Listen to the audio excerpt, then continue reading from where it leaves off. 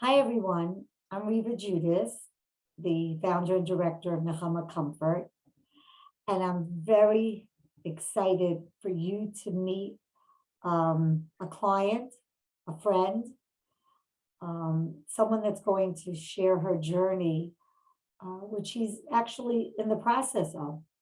It's something that's present for Liba, and I thought it was so important, especially this week during Infertility Awareness Week, that Liba Dulitz would come on here and that we could really share her story for all of you to hear. Some of you may have read some of her beautiful writing about her journey on Nechama Comfort and on her social media. And I'm honored to have her come on tonight. I know it hasn't been an easy journey, but it's just amazing how Liba has really felt the importance of talking to people, and I will find out if that has helped her and her husband Roni as well. So Liba, welcome tonight. Thank you so much for being on. Thank you for having me. Hi, everyone. And I think that I would love to just start from the beginning. From the beginning, if you could tell us your story, how long ago you met your husband, if you could share that, what stage in life you're at. And I think that's important for people to understand too. Okay, so from the beginning, I met my husband when I was 17. We got married when I was 20. So I got married quite young. And right after we got married, I found out that I was pregnant, maybe like a month later, which was really crazy. Like, we were not prepared for that. It wasn't something we were expecting. Like, I knew it was possible, but it just wasn't like even on my radar. I remember calling my mother crying, like, I'm pregnant. I don't know what to do. I mean, obviously, you know, not do anything, but I was just like, I haven't traveled yet. I'm only 20, whatever. And she was like, Liba, like, this is a blessing. Like, this is a beautiful thing. It's amazing. It's a bracha. So after my husband and I got used to the idea, that we were pregnant a month after getting married,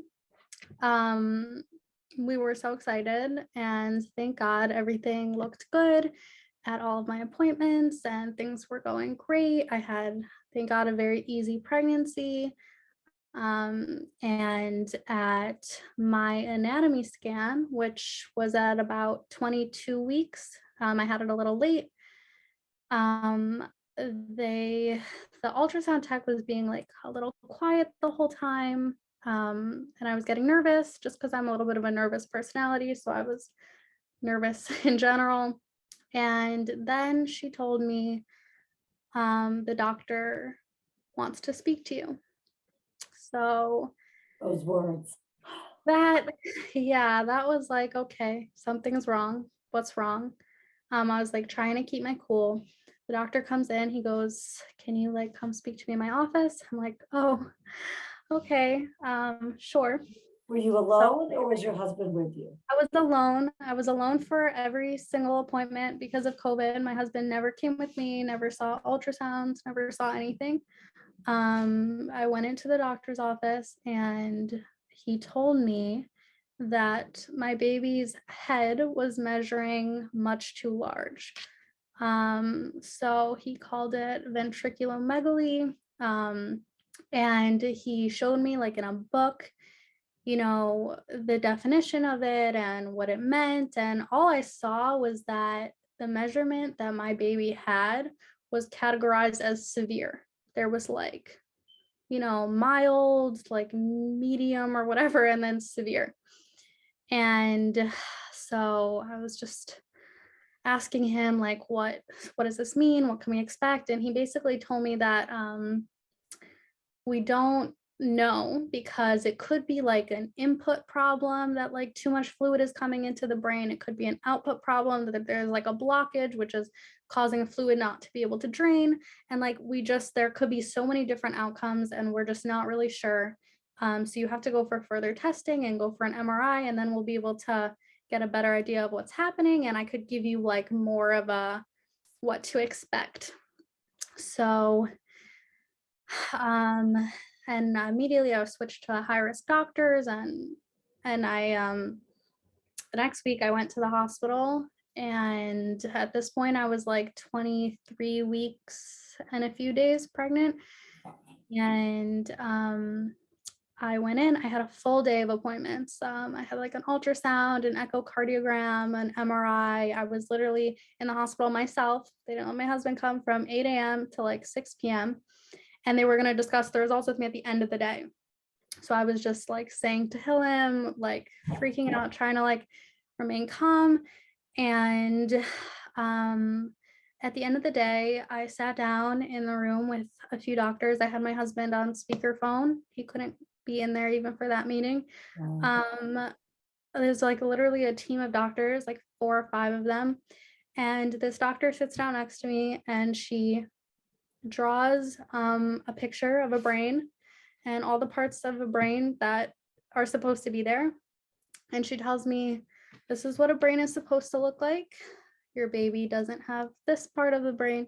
He doesn't have that part of the brain. There's no separation between the two sides. There's no normal brain tissue. We see it looks like blood. It might have been a hemorrhage. And something very concerning that we see is that the brain stem is kinked. So they told me then that we have to tell you, if you want to terminate the pregnancy, you have like 2 days to legally do so. Because in the state of New York, after 24 weeks, you can't terminate a pregnancy.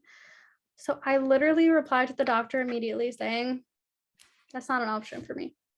Because like, of course, that's not an option. Growing up, you learn that, you know, in Judaism, we don't like do abortion, we don't terminate pregnancy. And even for me, for myself, like my baby was kicking already. I felt him, I knew him, he was part of me. That's just something I would never ever do, right? So they told me, okay, the genetic counselor will call you in a few days to discuss next steps. Whatever. Okay, I went home. I spoke to my husband. I cried.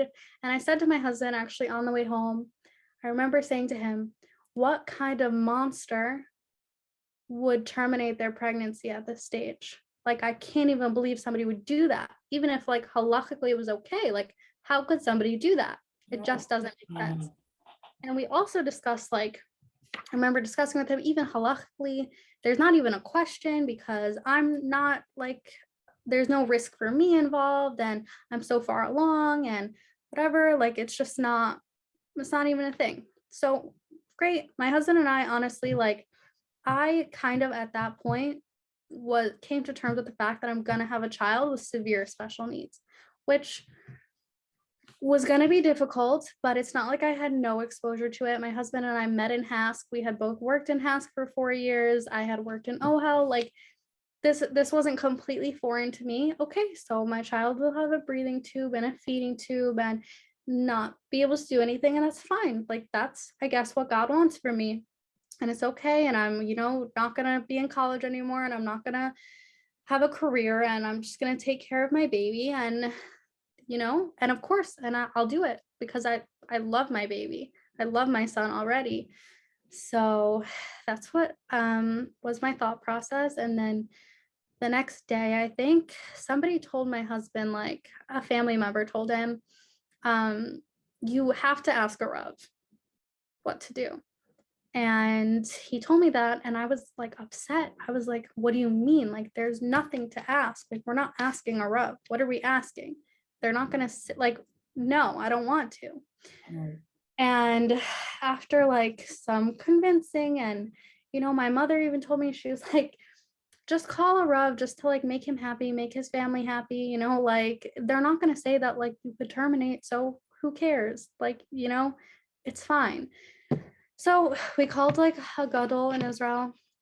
And we spoke to him. He said, send me the test results, send me the information, and I'm going to call you back. So he called us back a few hours later and he said, you should terminate the pregnancy. I was, I felt like I had been punched in the stomach. I was shocked. I was confused. Oh, And then, that was it. Cause he was like a posek. He wasn't there to like listen to my feelings. So he said, like, you could terminate the pregnancy. I give you a bracha. You should have more healthy children in the future. Goodbye. And I was left there like, what? Like, I'm not okay with this. I'm still not okay with this. did you ask him why and how he came to this decision? I think I was just like shocked. That was it. I don't know. We hung up and I wasn't okay with it. And I called a different Rav who I could speak about all of my feelings about it. And I called him, I spoke it out with him for a long time. I was on the phone with him for like an hour. He just listened to me, listened to everything I had to say, all my feelings. And he told me something that really helped me. He said that when God gives us such a huge situation and we have like no idea what to do because it's just like beyond like our scope of understanding, he Right. said he put special people into this world who are kind of like a looking glass into what God wants and what God is asking of you at this time. So like this rabbi who you spoke to was kind of like an insight and God helping you through the situation. So I spoke to him. That really helped me. I spoke to another Rav about it because I was still like obviously extremely upset about it, didn't want to do it. I kind of just spoke it out. I didn't feel right about it, but this other Rav actually told me, what am I gonna tell God when I like get up there that like I like did this to my child? And and he said to me that let's say like the other way around. Let's say the rep told you should like terminate the pregnancy and you decided not to. Like you decided to raise this child and it really like took a toll on your relationship with your husband. It made you like not be able to focus or give the attention to your other kids that they needed and they had a really hard time and something happened to them and it really like took a toll on your life and you get up there and he asks you, I sent you somebody to help you and you didn't listen. Why didn't you listen? So that was also like, I guess putting it in another perspective that like this, meaning I thought the challenge was to raise a child with special needs. But no, the challenge that God was giving to me was to make this decision and to let go. And that was way harder for me. So yeah, we I think went. I Yeah. think that I just wanted to, I mean, listening to your story is just unbelievable. But I think it's important, and I've discussed this before, to say that, many of us were raised um, thinking, we don't, as you said, we don't terminate pregnancies. We, whatever our political view is or our view is on abortion, we still hear these words, terminate an abortion. We may be pro, we may not be, but we know that this thing exists. And I think that what's changed in the last even 10 years is that medical advancement, medical knowledge has come such a long way that the doctors, the medical world, can pinpoint so many things that we never could have. That they could tell their patients this with such um, positivity that this is what is happening. And I think that our rabbis and whoever else we may consult with rely on this and know how sure the medical world is. And that's why they've been able to change their thinking, their advice.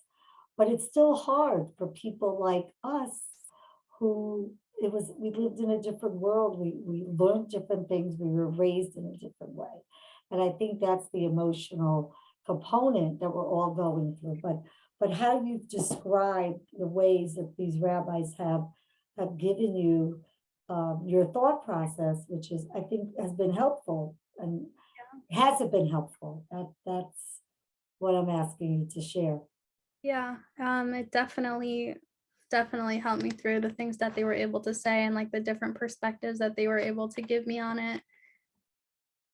That I mean, it was obviously still the hardest thing I've ever had to do, and I still have feelings of, what if it was the wrong thing, the guilt.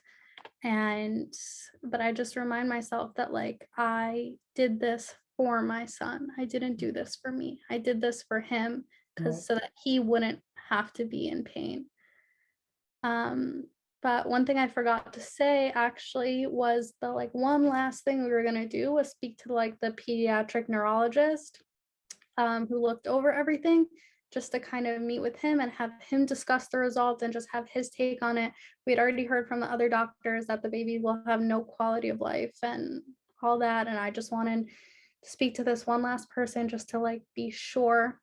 And I remember I recorded the conversation with him on my phone because I knew that like I wouldn't be able to think like clearly when speaking to him.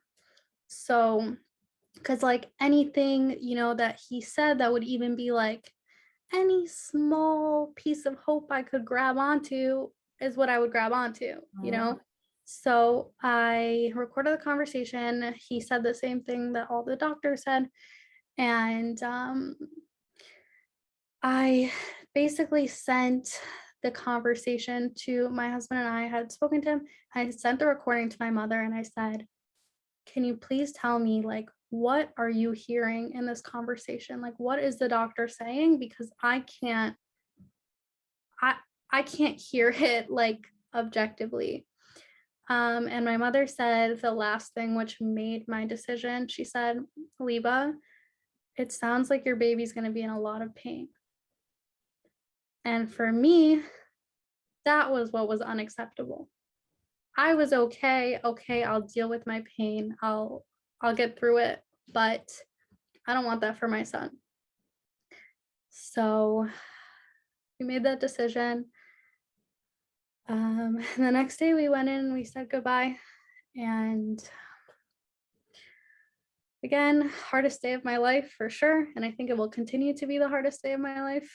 Um, and yeah, that was after that. I kind of thought that like I was closing that chapter and, looking to move forward. And that is when a few months later, we learned that the baby had a genetic disease. It's very rare. It's called Walker-Warburg syndrome. It's not tested for in any of the genetic testing you do before you get married. And we discovered that my husband and I are both carriers of this genetic disease. So that means that there's a 25% chance with every pregnancy that the child will have this disease.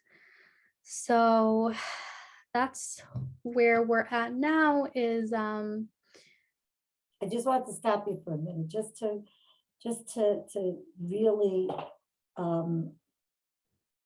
talk about what you said, that what you and your husband did for your son was out of love for him.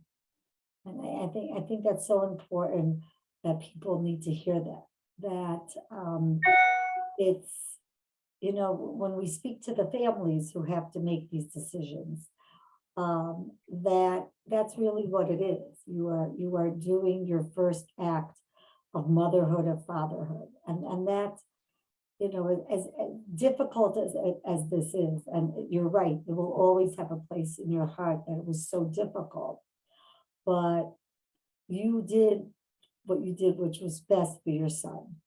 And I think and I think that's it a was beautiful, beautiful thought that you said, and that's why I wanted to stop and make sure everybody hears that. it was like very important to me that people knew that like I am not doing this for me. Like I am not doing this I because, hear that.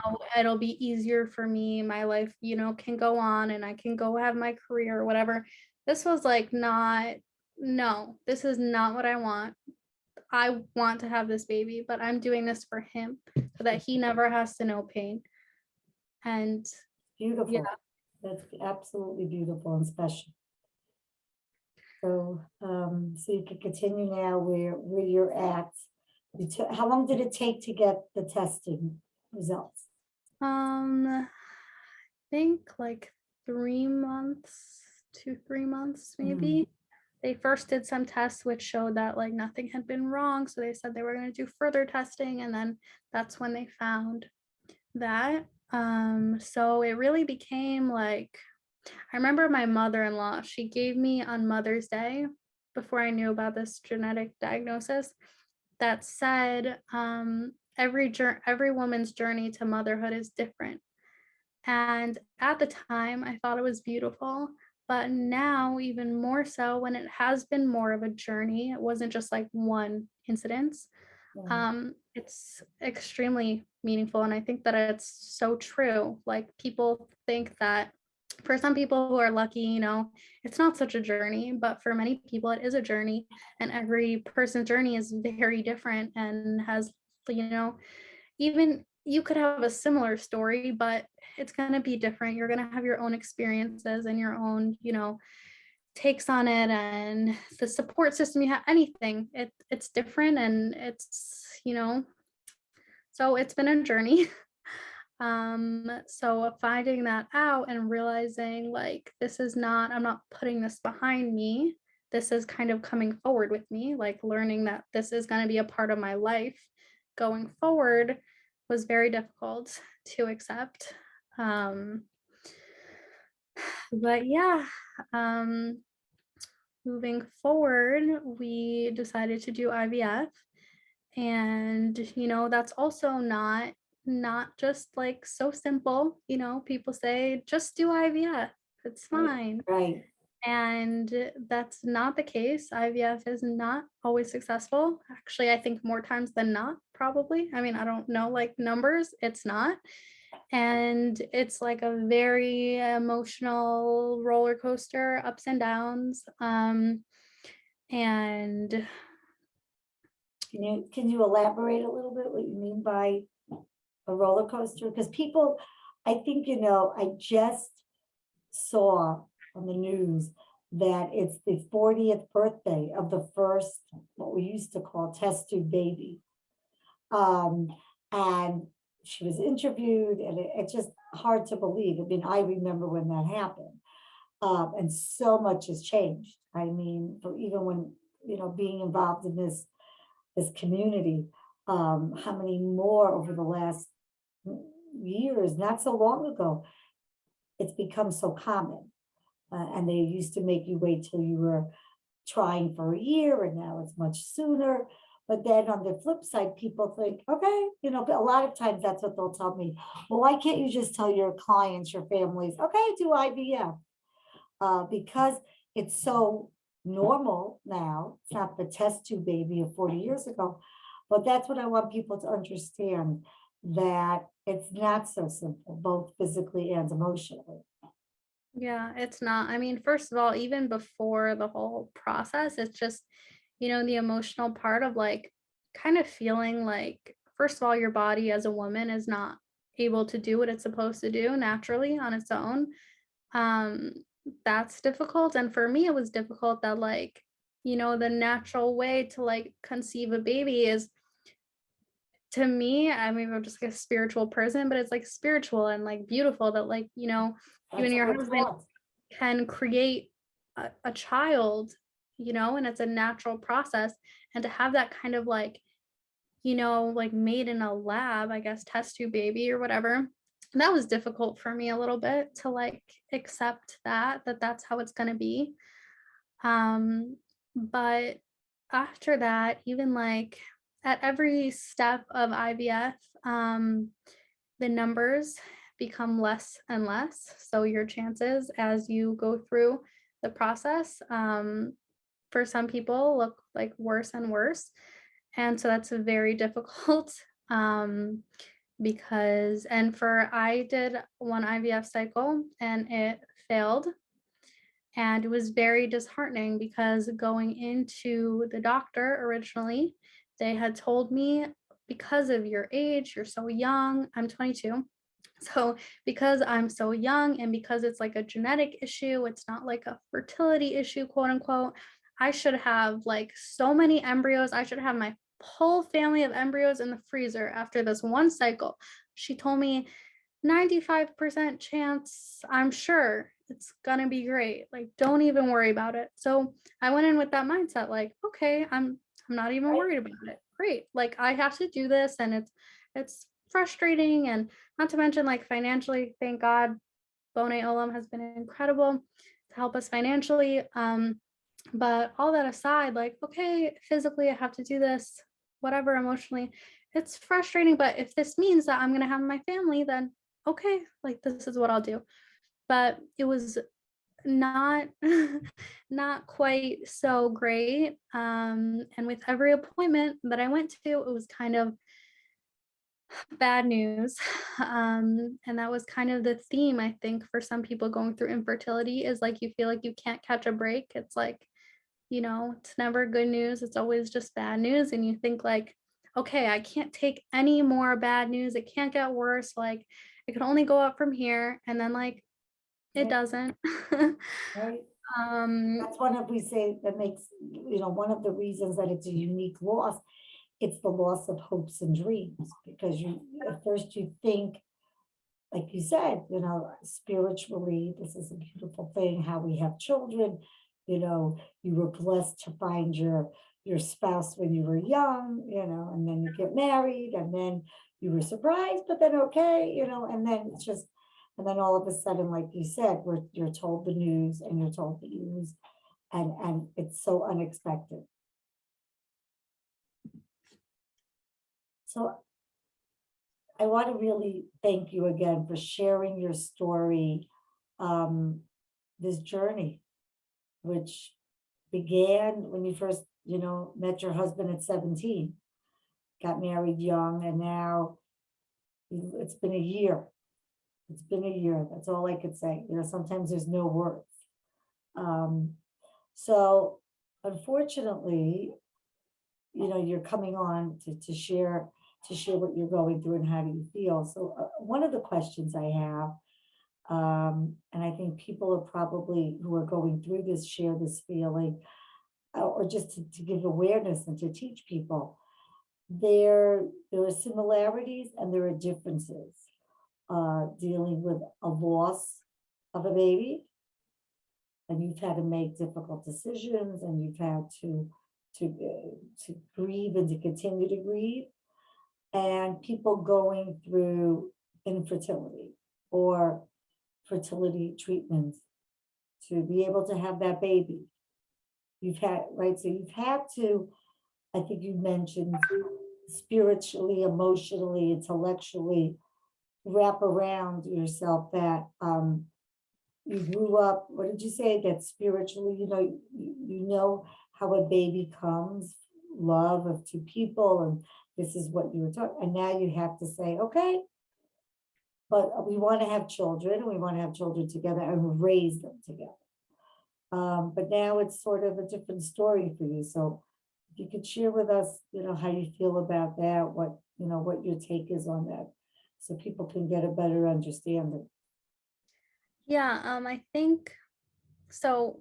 I think there are a lot of similarities between loss and infertility. I think, you have hopes and dreams of what your future is going to look like. And everybody has that conversation, how many kids do we want to have? And my husband and I definitely talked about it, and always like, it was like an argument whether we wanted like 6 or 7, like that, that was the big argument. And so I think the, like Riva, like you always say, the loss of our hopes and dreams, that's really like what we mourn. And so that I think is the same, because for a loss, you knew what your future looked like with that baby in it. And then once you lost that, you kind of that's gone. The whole future you imagined, you don't have anymore. And I think with a fertility journey also, because you think that you're going to have a certain family, a certain number of kids, and then you realize that that's not necessarily going to be the case. And I think that that's extremely difficult. Right, But I think what's different is that with my loss, it happened and it was horrible, but there was kind of like some finality to it. And, you try to move forward with your life. And I do think that, after it has been a year and time does heal to an extent, obviously it's still extremely difficult, but it's a different type of grief now than it was a year ago. right, And you could slowly try to rebuild. And I think specifically what's difficult about fertility treatments or infertility is not knowing, just kind of being in a holding pattern and questioning everything, like starting to question, okay, I might not have 6, 7 kids, but am I ever going to be a mother? right, And that's really like sobering, scary thought to have to ask yourself. Am I ever going to be a mother? Is this ever going to happen to me? Will I ever have children to raise with my husband? And I think that's what's extremely difficult about infertility is just not knowing. I tell my husband all the time, if they could tell me, okay, you'll have to do X amount of cycles of IVF, but guaranteed after that, you're going to have a child. Then, okay, it's difficult, but you know that there's that reward. What's right. difficult about this is that you do it and you just still never know. And I think it's the not knowing that's extremely difficult, and makes the journey much harder, is not knowing what the end result is going to be. So that's definitely, I think, what's been a little different. And again, everything's kind of a learning process for me. Like I had my loss and now I'm going through this, and I just take it every day and just try to get through it. That's all, that's all we can do. I think we live in a world, we've discussed this, of fixing things. People who don't know, who's never gone through this, or but meet people, family, friends, coworkers, they don't know what to do because they want to fix it. We don't know how to do something. We Google it, we search it, and they tell us what to do. And we're so used to we're programmed that throughout the school, throughout, and it's easier now than ever. My day, you had to go to a library and look it up in a book or an encyclopedia. We're instant fixing. And what we want people to understand is this can't be fixed. Um, you wish you had a crystal ball, as you said. We all wish we had a crystal ball. I wish I had a magic pill to give everybody to take away the pain and the grief. But it is taking it, sometimes not even one day at a time. Sometimes it's just 1 hour at a time. Knowing that it's about you and your partner, and your journey. And I think that we just want people to be aware of it. And, statistics are 1 in 4 pregnancies end in miscarriages. 1 in 8 women go have a fertility journey. The statistics are there. And we're blessed to live today in this world, as we talked about, with medical advancements, but we still don't know. We still don't have answers. Um, and you're right. And I think that people going through infertility or fertility treatments, all have that same wish for you. And doctors can't give us that promise yet. Right. They Um, try to though, which is frustrating in right, and of itself. right.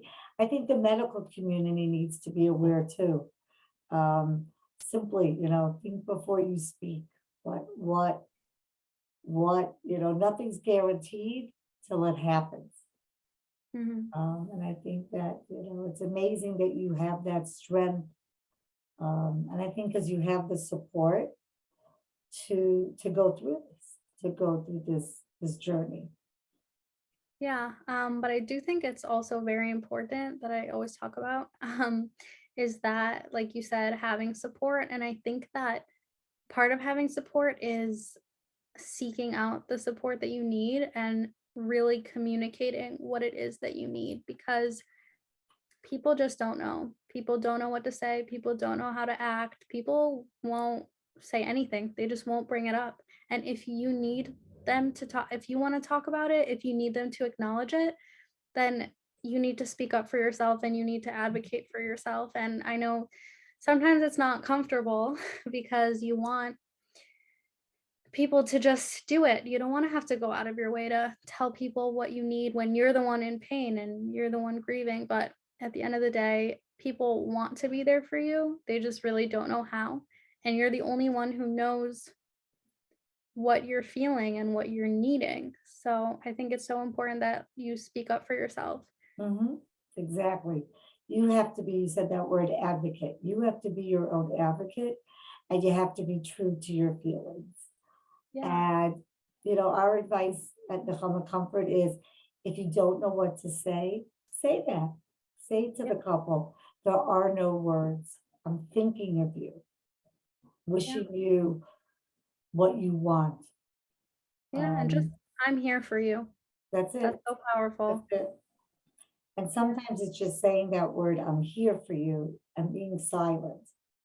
Yeah. Sometimes less is more, but not saying anything is much more difficult, you Yeah.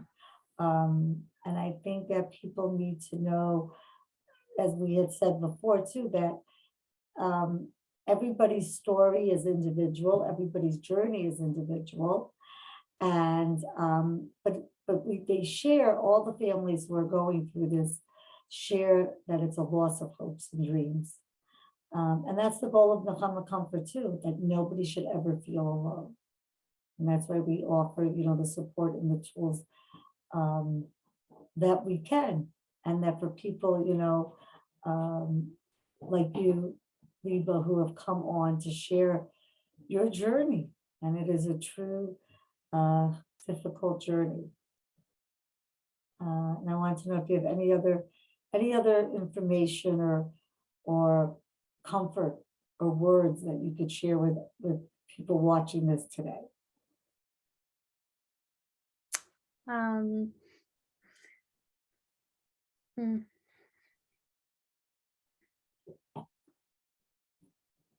I'm just thinking because I have so much to say always, but if I had to say to those who are struggling, this is so cliche, but like you're not alone. I'm here right here with you going through it.